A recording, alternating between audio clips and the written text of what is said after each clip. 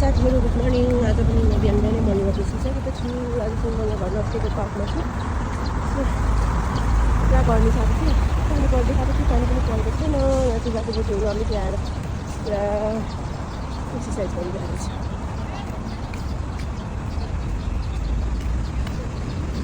मेरो चाहिँ अब ड्युटी जानुपर्ने छ। म चाहिँ अब एकछिन एक्सर्साइज गरेर यताउति हिँडिसकेँ। अब म चाहिँ फर्किँदैछु घर। अब घर गएर कफी सफी खाएर चाहिँ म काममै जान्छु है साथीहरू। यहाँ चाहिँ त्यसरी छ, के गर्दैछौँ यहाँ।